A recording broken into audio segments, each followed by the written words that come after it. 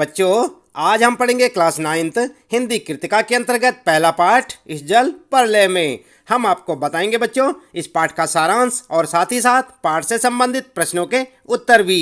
तो आइए सबसे पहले जान लेते हैं पाठ का सारांश। आप भी साथ साथ पढ़ें। तो बच्चों, आप देख रहे हैं यहाँ पर, यह है इस जल प्रलय में पाठ का सारांश। इस जल प्रलय में लेखक ने बाढ़ के कारण हुई त्रासदी का वर्णन किया है। बाढ़ की स्थिति में लोगों को किस तरह की समस्याओं और कठिनाइयों से गुजरना पड़ता है, यह कहानी उसका वर्णन करती है। लेखक ने बड़ी सावधानी पूर्वक बाढ़ से उत्पन्न समस्याओं का चित्रण किया है। उसने हर उस छोटे बड़े क्षण का वर्णन किया है जो हमें उस त्रासदी की सटीक अनुभूति करवा सके। यह घटना पटना शहर की है। सन 1967 में 18 घंटे लगातार वर्षा के बाद पुनपुन का पानी निचले हिस्सों में घुस गया था। इसके कारण उन क्षेत्रों को बाढ़ की स्थिति से गुजरना पड़ा था।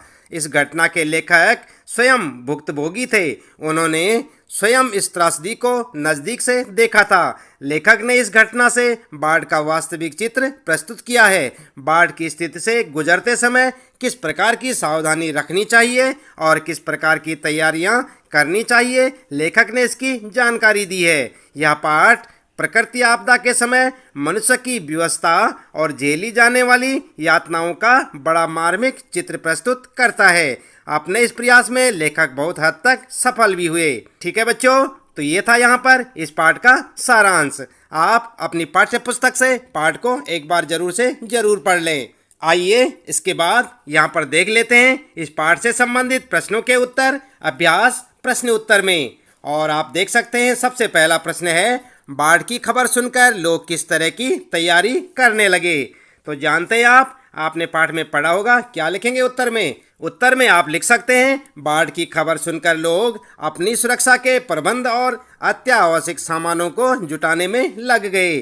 उन्होंने आवश्यक ईंधन, आलू, मोमबत्ती, दियासलाई, पीने का पानी और कंपोज की गोलियां इकट्ठी करनी शुरू कर दी ताकि बाढ़ से घिर जाने पर कुछ दिनों तक उनका गुजारा चल सके और रोजमर्रा के कार्यों के लिए उन्हें इनका अभाव न झेलना पड़े। दुकानों के निचले हिस्सों से सामान हटाया जाने लगा ताकि नुकसान कम से कम हो। इस प्रकार सावधानी की दृष्टि से उन्होंने तैयारी की। ठीक है बच्चों, इस प्रकार से आप अपने इस पहले प्रश्न का उत्तर लिख सकते हैं।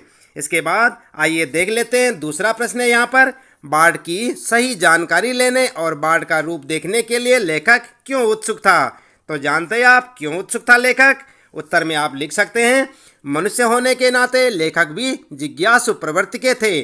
उन्होंने बाढ़ के कहर को कभी भोगा नहीं था। हाँ, वे बाढ़ पर लेख, कहानी, रिपोर्टाज आदि अवश्य लिख एवं पढ़ चुके थे, परंतु किसी नगर में, विशेषकर अपने नगर में पानी किस प्रकार घुसेगा यह जानना उनके लिए बिल्कुल नया अनुभव था। उन्हें बाढ़ के पानी को देखने की बड़ी उत्सुकता थी। ठीक है बच्चों, इस प्रकार से आप अपने इस दूसरे प्रश्न का उत्तर लिख सकते हैं, साथ साथ याद भी करते रहें।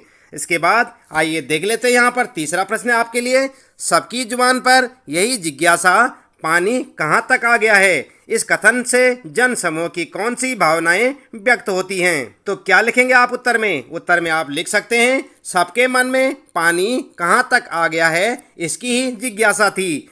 पानी कहाँ तक आ गया है, इन शब्दों से जनमानस के कौतूहल, उत्सुकता और सुरक्षा की भावना प्रदर्शित होती दिखाई देती है। ठीक है, इस प्रकार से आप लिख सकते हैं अपने तीसरे प्रश्न का उत्तर। फिर है यहाँ पर चौथा प्रश्न आपके लिए, मृत्यु का तरल दूत किसे कहा गया है और क्यों। तो जानते हैं आप मृत्यु का तरल दूत किसे कहा गया है? नहीं जानते? चलिए कोई बात नहीं, उत्तर में देख लेते हैं। उत्तर में आप लिखेंगे, बाढ़ के निरंतर बढ़ते हुए जल स्तर को मृत्यु का तरल दूत कहा गया है। आई बात समझ में? इसके बाद लिखेंगे, बढ़ते हुए जल ने अपने तीव्र प्रवाह से भयानकता का संकेत दे दिया था। बाढ़ के इस बढ़ते हुए जल ने न जाने कितने लोगों के प्राण ले लिए और उन्हें बेघर करके मौत की नींद सुला दिया। इस तरल जल के कारण लोगों को बेमौत मरना पड़ा, इसलिए इसे मृत्यु का तरल दूत कहना बिल्कुल सही है। ठीक है बच्चों, इस प्रकार से आप लिख सकते हैं अपने इस चौथे प्रश्न का उत्तर। आगे देखते हैं, फिर आपके लिए पांचवा प्रश्न आपदाओं से निपटने के लिए अपनी तरफ से कुछ सुझाव दीजिए। तो क्या सुझाव देंगे आप लिख सकते हैं उत्तर में नंबर 1, आपदाएं किसी को बताकर नहीं आती, इसलिए हमें चाहिए कि हमारी सरकार पहले से सभी प्रकार की आपदाओं से निपटने के इंतजाम कर ले। सही है ना। उसके बाद दूसरा पॉइंट लिखेंगे, आपदाओं से संबंधित उपकरणों का उचित रख रखाव होना चाहिए ताकि समय आने पर उनका उचित उपयोग किया जा सके। सही है। इसके बाद तीसरा पॉइंट आप लिखेंगे, आपदाओं से निपटने का सभी को प्रशिक्षण दिया जाए, स्वयं सेवक दल तैयार किए जाएं, है ना। उसके बाद चौथा लिखेंगे आप, जनता तथा सरकार को आपदाओं के समय सूझबूझ, धैर्य तथा विवेक से काम लेना चाहिए। ठीक है। इस प्रकार से आप अपने इस 5वें प्रश्न का उत्तर लिख सकते हैं कि आप क्या सुझाव देंगे। इसके बाद छठा प्रश्न है आपके लिए, यह जब दानपुर डूब रहा था तो पटनिया बाबू लोग उलट कर देखने भी नहीं गए, अब बूझो इस कथन द्वारा लोगों की किस मानसिकता पर चोट की गई है। क्या लिखेंगे उत्तर में आप लिख सकते हैं, उक्त कथन के द्वारा लोगों के भीतर पाए जाने वाली क्षेत्रीयता की भावना, स्वाभाविक कठोरता, पारस्परिक द्वेषपूर्ण मानसिकता तथा दूषित राजनीति पर चोट की गई है।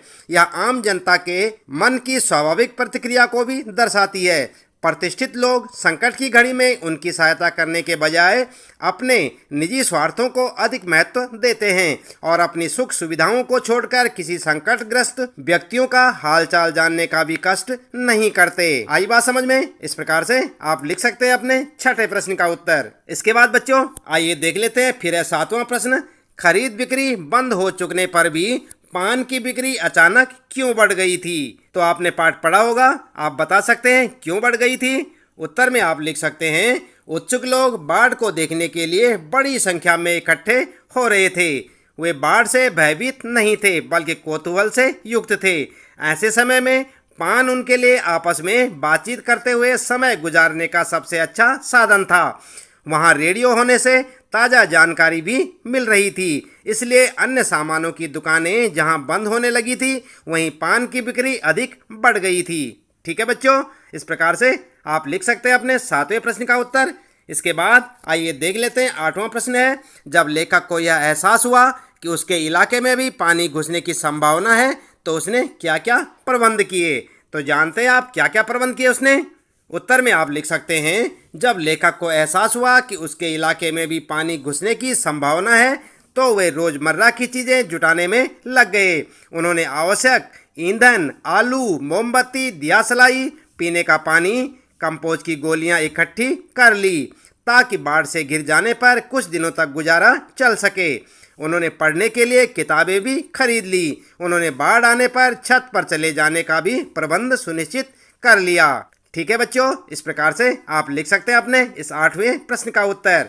फिर आता है आपके लिए 9वां प्रश्न है, बाढ़ पीड़ित क्षेत्र में कौन कौन सी बीमारियों के फैलने की संभावना रहती है। तो जानते हैं आप। उत्तर में आप लिख सकते हैं, बाढ़ पीड़ित क्षेत्र में हैजा, मलेरिया, टाइफाइड, उल्टी दस्त, पेचिश, बुखार, डायरिया, कालरा आदि बीमारियों के फैलने की संभावना रहती है। साथ ही पानी के बार बार पैर में लगने के कारण पकने वाले घाव भी हो जाते हैं। ठीक है। इस प्रकार से आप लिख सकते हैं। इसके बाद 10वां प्रश्न है बच्चों, नौजवान के पानी में उतरते ही कुत्ता भी पानी में कूद गया, दोनों ने किन भावनाओं के वशीभूत होकर ऐसा किया।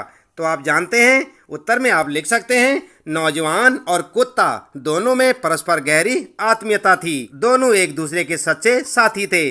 दोनों में परस्पर गहरा लगाव था। दोस्त होने के नाते उनमें पशु और मानव का भेद नहीं रह गया था। वे एक दूसरे के बिना नहीं रह सकते थे, यहाँ तक कि नौजवान को कुत्ते के बिना मृत्यु भी स्वीकार नहीं थी। और इसी अपनेपन की भावना के वशीभूत होकर कुत्ता भी पानी में कूद गया होगा। आई बात समझ में। इस प्रकार से आप लिख सकते हैं अपने 10वें प्रश्न का उत्तर। फिर आता है आपके लिए यहाँ पर 11वां प्रश्न है, अच्छा है कुछ भी नहीं, कलम थी वह भी चोरी चली गई। अच्छा है कुछ भी नहीं मेरे पास। मूवी, कैमरा, टेप रिकॉर्डर आदि की तीव्र उत्कंठा होते हुए भी लेखक ने अंत में उपयुक्त कथन क्यों कहा। तो जानते हैं आप क्यों कहा होगा। उत्तर में आप लिख सकते हैं, कलाकार प्रवृत्ति के होने के कारण लेखक को camera, tape recorder, movie camera की आवश्यकता महसूस हुई ताकि वह इस बाढ़ का जीवंत चित्रण कर उसे सुरक्षित रख सके। परंतु यदि वे ऐसा करते तो वे केवल एक दर्शक बनकर रह जाते और बाढ़ को साक्षात अनुभव करने का अवसर उनके हाथ से निकल जाता। इसलिए उन्होंने उपयुक्त कथन कहा कि अच्छा है, कुछ नहीं है मेरे पास। ठीक है, इस प्रकार से आप अपना उत्तर लिख सकते हैं। इसके बाद बच्चों फिर आता है 12वां प्रश्न। आपने भी देखा होगा कि मीडिया द्वारा प्रस्तुत की गई घटनाएं कई बार समस्याएं बन जाती हैं। ऐसी किसी घटना का उल्लेख कीजिए। तो क्या लिखेंगे आप? देखिए, आपने कभी ऐसी कोई घटना या मीडिया द्वारा प्रस्तुत की गई कोई घटना आपने देखी होगी। चलिए, उत्तर में आप लिख सकते हैं, जहां मीडिया समाज को जागृत करने का प्रयास करता है वहीं कई बार समस्याओं को बढ़ा भी देता है। उदाहरण स्वरूप बाबरी मस्जिद कांड। इस घटना को इतना बढ़ा चढ़ाकर मीडिया में दिखाया गया कि जिसके परिणाम स्वरूप पूरा देश सांप्रदायिक दंगों की चपेट में आ गया और आज तक कोई हल नहीं निकल पाया। क्या समझे? ठीक है बच्चों, इस प्रकार से आप अपने प्रश्न का उत्तर लिख सकते हैं। फिर आपके लिए 13वां और अंतिम प्रश्न यहाँ पर, अपनी देखी सुनी आपदा का वर्णन कीजिए। तो देखिए, आपने भी कोई आपदा या सुनी है? अगर हाँ, तो आप उस घटना या आपदा के बारे में यहाँ पर लिख सकते हैं। चलिए, उत्तर में आप ऐसे भी लिख सकते हैं, जुलाई 2005 पूरा मुंबई शहर बाढ़ में डूब गया था। पूरा का पूरा शहर जल में डूब चुका था। करीब 1 बजे के आसपास वर्षा ने अपना जो प्रलयंकारी रूप धरा वह करीब हफ्ते भर जारी रहा। लोग दफ्तरों, दुकानों और काम के स्थानों में फंसे रह गए। नन्हे बच्चे विद्यालय में बिना बिजली के पूरी रात काटने के लिए मजबूर हो गए। इस त्रासदी में न जाने कितनी जाने गई और देश की इस आर्थिक राजधानी को कितना आर्थिक नुकसान उठाना पड़ा। आई बात समझ में? इस प्रकार से आप लिख सकते हैं अपने इस 13वें प्रश्न का उत्तर, या चाहे तो आपने कोई ऐसी आपदा देखी है तो उसके बारे में भी आप यहाँ पर लिख सकते हैं। तो बच्चों, इसी प्रश्न के साथ इस पाठ से संबंधित प्रश्नों के उत्तर यहाँ पर समाप्त होते हैं। उम्मीद है कि आपको अच्छे से समझ आए होंगे। इन्हें आप अपनी नोटबुक में नोट करें और अच्छी सी अपनी परीक्षा की तैयारियां करें। और हर रोज इसी प्रकार कक्षा 9 हिंदी कृतिका के सभी पाठों के प्रश्न उत्तर जानने और सारांश जानने के लिए आप लगातार जुड़े रहे हमारे साथ, देखते रहे वीडियो। और यदि आप चैनल में पहली बार आए हैं तो चैनल को सब्सक्राइब अवश्य कर दें, बेल आइकन भी दबा दें बच्चों, ताकि आपको आने वाली प्रत्येक पाठ की वीडियो की नोटिफिकेशन मिलती रहे। मिलते हैं अगली वीडियो में नए पाठ के कुछ नए प्रश्न उत्तरों के साथ।